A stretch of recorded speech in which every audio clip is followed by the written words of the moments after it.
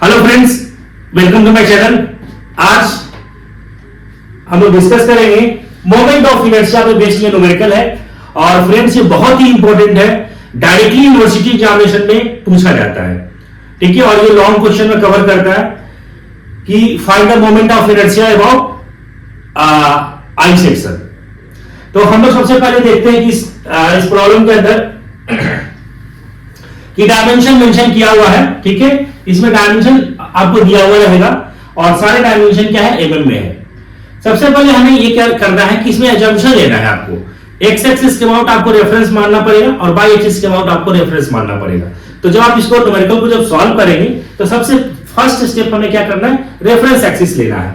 तो यहां से देखिए हमने रेफरेंस एक्सिस ले लिया, ये रेफरेंस एक्सिस है ना, एक्स एक्सिस, और वाई एक्सिस के अबाउट हमने रेफरेंस एक्सिस ले लिया, यहाँ पे ये रेफरेंस एक्सिस ले लिया। अब हम लोग यहाँ पे क्या हमें दिखने को मिल रहा है कि the section is symmetrical about y axis. ये जो सेक्शन है सिमेट्रिकल अबाउट क्या है, y axis. So centre of gravity lie on this axis, centre of gravity जो है एक्सिस पे ही लाई करेगा। That means x bar is equal to 0। तो यहां पे हम लोग लिखेंगे सॉल्यूशन के अंदर कि this section is symmetrical about by axis, center of gravity lie on the axis, centre में जो ग्रेविटी होगा वो एक्सिस पे लाई करेगा। So x bar is equal to 0। That means क्या होगा, x बार जो होगा हमारा क्या आएगा, 0 आ जाएगा। अब हम लोग इसमें क्या करेंगे, वाई बार कैलकुलेट करेंगे। और वाई बार कैलकुलेट करने के लिए सबसे पहले हमें ये करना है, इसमें 3 दिख रहा है यहाँ पे, कंपोनेंट डिवाइड होगा तो हम लोग अलग अलग पार्टीशन कर लेते हैं। तो हमने क्या कर देते हैं, यहाँ पे एक हमारा रेक्टेंगुलर ये बन गया, दूसरा हमारा ये बन गया और तीसरा हमारा ये। ठीक है, 3 हमारा बन गया। इसको हमने एजम्पशन कर लिया फर्स्ट, इसको हमने एज्यूम कर लिया सेकंड और इसको हमने एज्यूम कर लिया थर्ड। ठीक है, आप मान लीजिए कि इसको फर्स्ट वाले जो हमारा ये जो बन रहा है रेक्टेंगुलर, इसका सेंटर ऑफ ग्रेविटी यहाँ पे G1 है, सेकेंड वाले का सेंटर ऑफ ग्रेविटी यहाँ पे मान लिया G2 और थर्ड वाले का सेंटर ऑफ ग्रेविटी G3। और पूरे सेक्शन का जो सेंटर ऑफ ग्रेविटी है वो हमने एज्यूम कर लिया कि यहाँ पे सेंटर ऑफ ग्रेविटी है I। तो यहां से ये जो डिस्टेंस है आपका वो आपका क्या है, y बार है।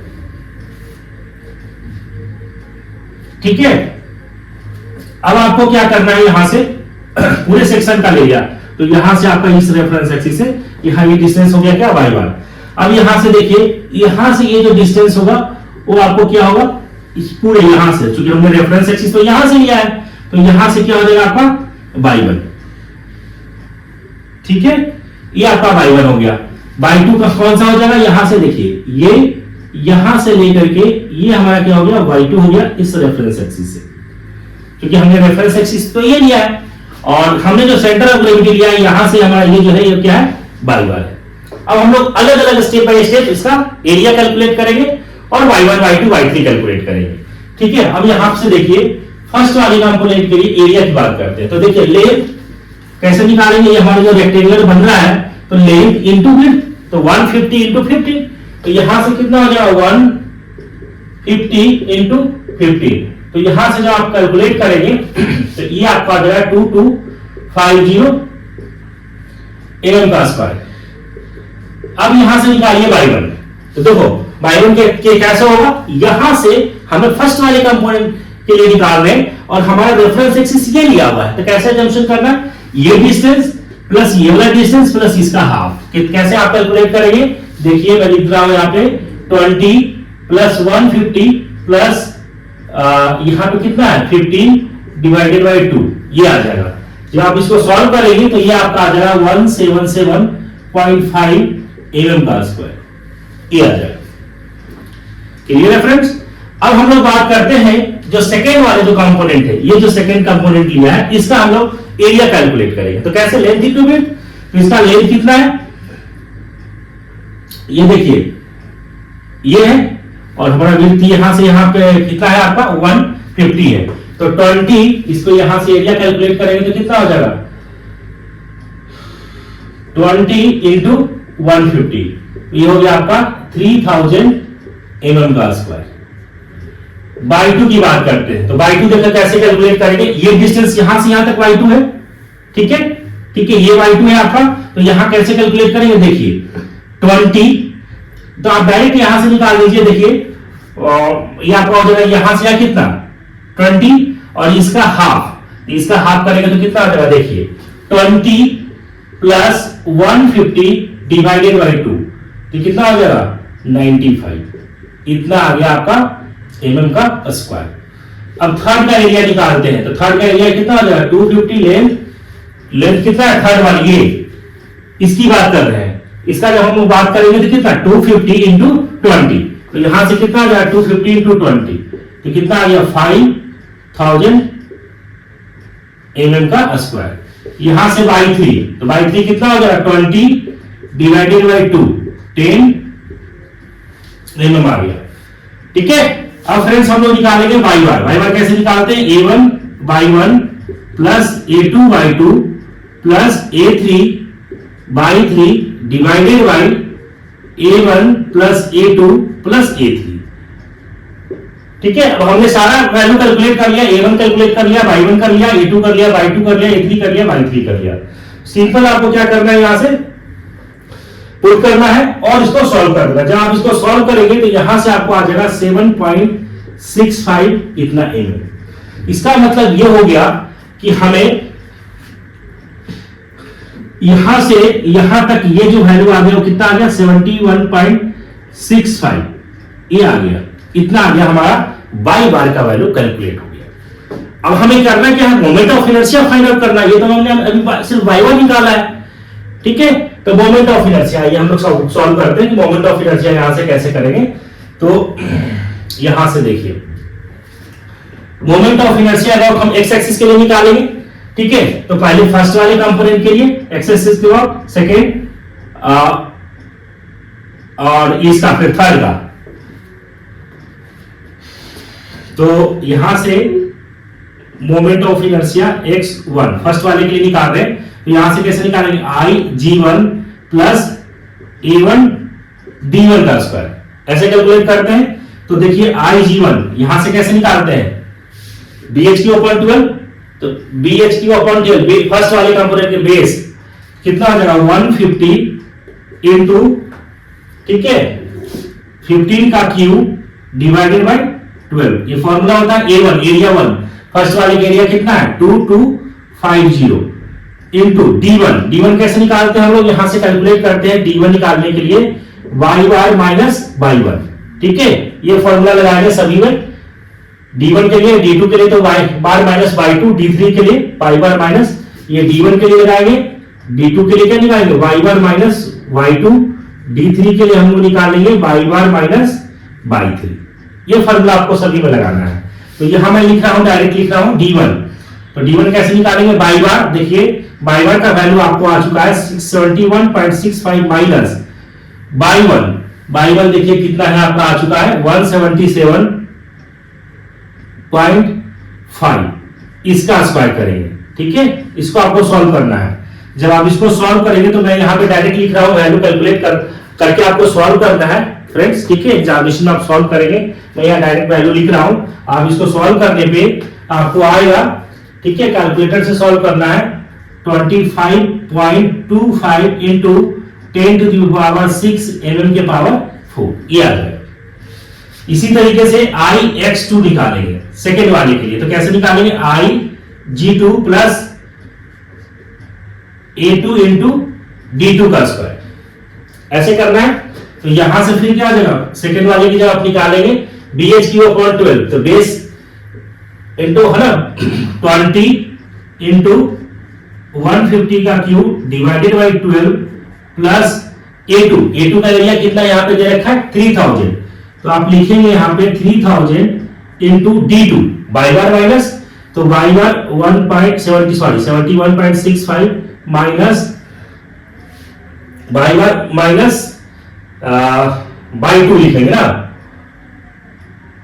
y बार माइनस y2 कितना है आपका 95 है, ठीक है, इसका स्क्वायर। जब आप इसको सॉल्व कीजिएगा तो यहां से x2 का वैल्यू आ जाएगा आपको 7.26 into 10 to the power 6 mm के पावर 4। ठीक है, Ix2 का वैल्यू कितना आ गया 7.26 इंटू 10 टू द पावर 6। ठीक है, mm के पावर 4। अब हमारा तो ये निकल गया यहां से। अब हम लोग क्या कर रहे हैं यहां से, ठीक है, मैं इसके आगे सॉल्व कर देता हूं। Ix3 तो क्या निकालेगा Ig3A3 इंटू D3 इसका स्क्वायर। तो कैसे निकालोगे, base into BH2 upon 12, B कितना है 250 इंटू 20 का cube divided by 12 plus A3 कितना आ चुका है आपका, देखिए यहां से 5000, तो आप रखेंगे वैल्यू 5000 इंटू D3 कैसे निकालेंगे, देखिए यहां पे फॉर्मूला मैंने लिख के रखा है y1 माइनस y3। तो y1 आपको कितना वैल्यू आ चुका है, ये वैल्यू आया था y1 का 71.65 माइनस y3 कितना है 10।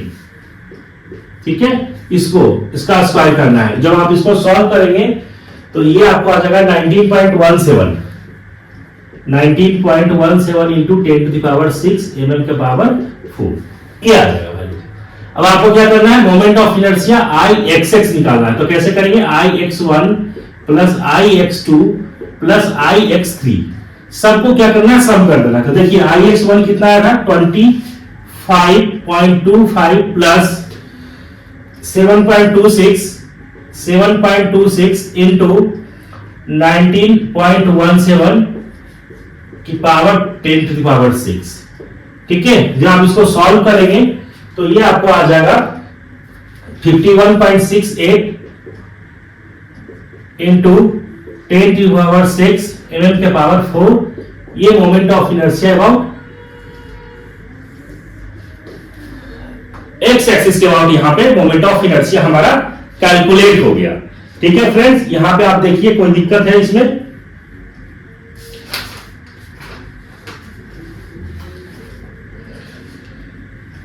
ठीक है। इसको आप जब सॉल्व करेंगे, कैलकुलेटर से सॉल्व करना है, तो आपको ये वैल्यू कैलकुलेट करने के बाद आएगा। और यही पूछ रहा था हमसे कि मोमेंट ऑफ इनर्शिया निकालने के लिए। तो ये तो हमें एक्स एक्सिस के अबाउट निकाल दिया। अब हम वाई एक्सिस के अबाउट कैसे निकालेंगे, तो डायरेक्ट मैं यहां पे निकाल रहा हूं कि आई वाई वाई। तो कैसे निकालेंगे, आई G1 प्लस आई G2 प्लस आई G3, डायरेक्ट वैल्यू आप पुट करेंगे। तो उसमें हम लोग क्या करते थे, जो देते थे BH अपॉन 12 लेते थे रेक्टेंगुलर के केस में। तो यहां पे हम लोग जो लेंगे वो जस्ट आपका क्या हो जाएगा, उल्टा हो जाएगा। HB अपॉन 12 लगाते हैं। तो फर्स्ट वाले के लिए HB बेस अपॉन 12 डायरेक्ट आपको निकाल दे रहा है। आगे एक आपने स्टेप बाय स्टेप निकाल दिया, सेकंड वाले में आप डायरेक्ट आप लिख सकते हैं।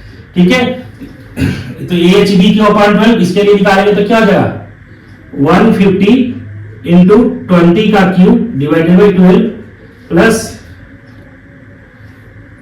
20 इंटू 250 का क्यूब डिवाइडेड बाई 12, ये चीज। ठीक है, ऐसा आपको लिखना है इसमें। इसको इस तरह से लिख करके आपको सॉल्व करना है। ठीक है, जब आप इसका वैल्यू को कैलकुलेट करेंगे यहां से, तो आपको आ जाएगा 30.36। ये आपको आ जाएगा 30.36 into 10 to the power 6 mm के पावर 4। ये आ जाएगा moment of inertia about y axis. एक तो हमारे पास आंसर ये आ गया था, सेकेंड वाले का आंसर ये आ गया। इसी तरीके से फ्रेंड सॉल्व करना है मोमेंट ऑफ इनर्शिया। ये तो हमारा प्रॉब्लम आई सेक्शन का था। इससे पहले हमने ऑलरेडी सॉल्व कर रखा है टी सेक्शन के अबाउट। हमने मोमेंट ऑफ इनर्शिया निकालने के लिए उसका वीडियो मैंने ऑलरेडी डाल रखा है, तो आप उस वीडियो को भी देख सकते हैं। ठीक है, तो आई होप फ्रेंड्स कि न्यूमेरिकल क्लियर हो चुका है। अगर चैनल में पहली बार आए तो चैनल को सब्सक्राइब कर लें, नोटिफिकेशन को ऑन कर लें। Thank you.